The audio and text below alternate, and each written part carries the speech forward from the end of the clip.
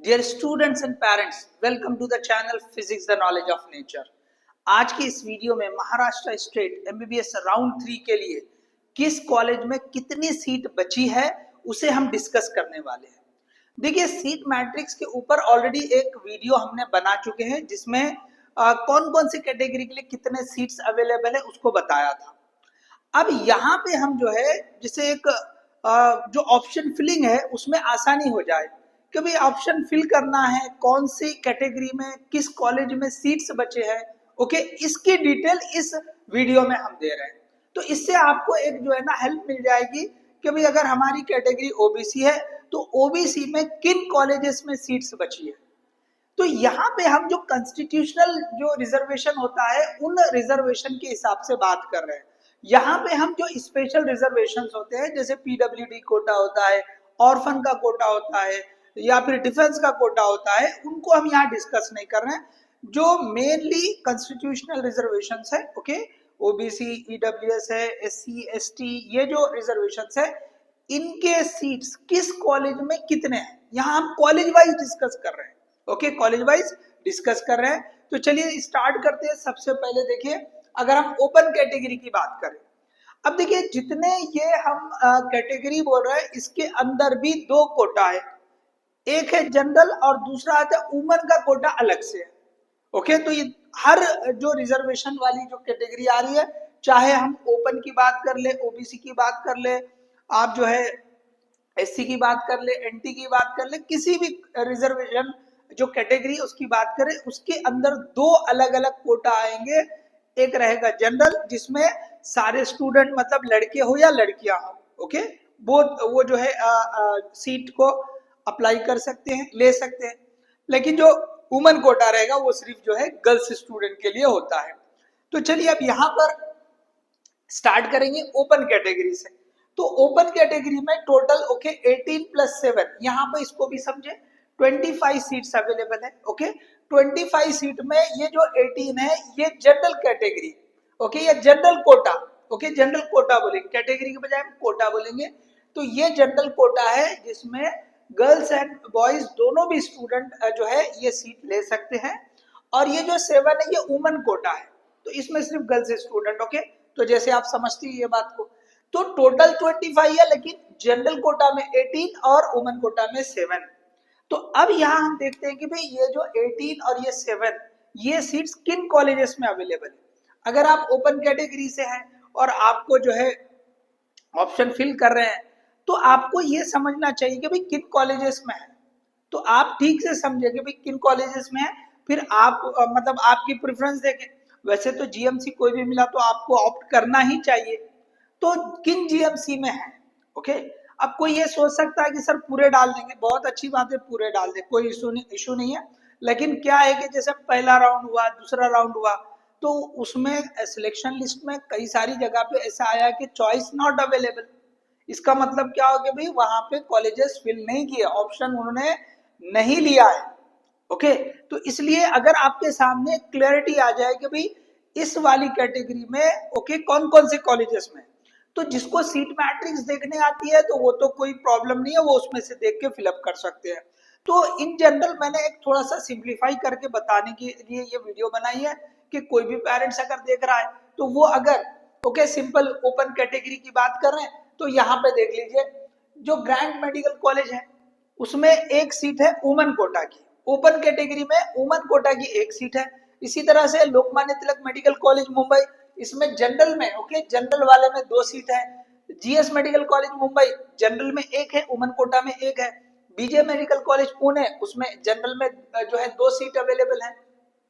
GMC Solapur एक general quota में एक वुमेन कोटा में है।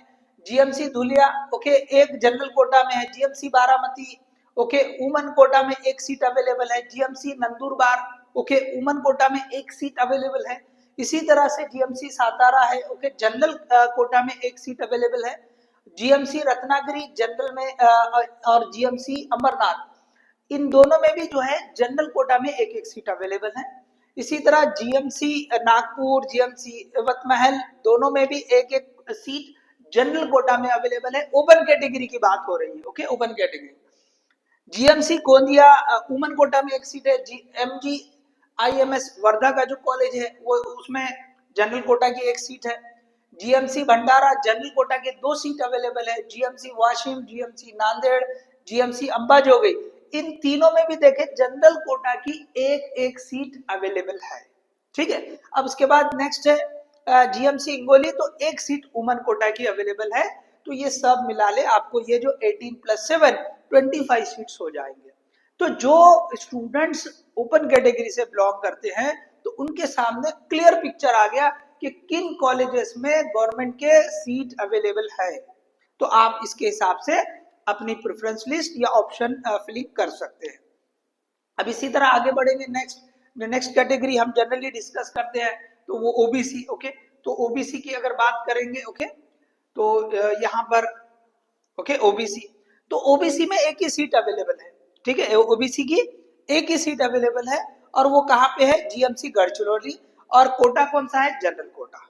ओके, हर कैटेगरी में दोनों कोटा आएंगे, जनरल और जो है वुमन कोटा। तो ओबीसी की सिर्फ एक ही सीट अवेलेबल है।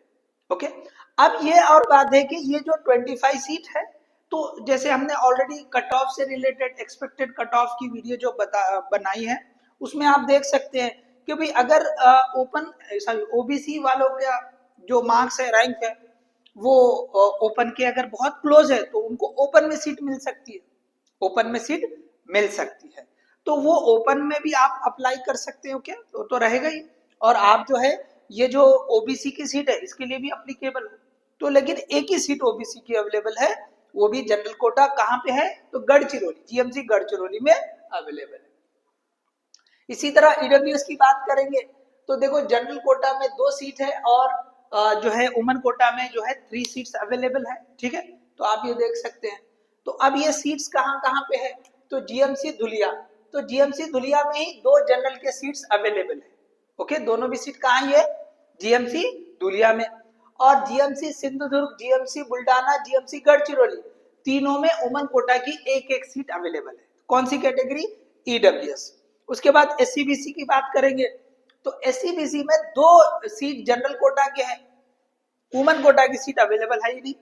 तो एमजीआईएमएस वर्धा में एक सीट और आईजीएमसी नागपुर, इसमें एक सीट जनरल कोटा की अवेलेबल है। कैटेगरी कौन सी है? एससीबीसी। इसी तरह एनटीडी की बात करेंगे या NT3 आप बोलते हैं, इसमें एक सीट जनरल की है, वुमन की कोई सीट अवेलेबल नहीं है वुमन कोटा की। तो यहाँ पे BGMC Pune, okay, BGMC Pune में एनटीडी एक सीट अवेलेबल है।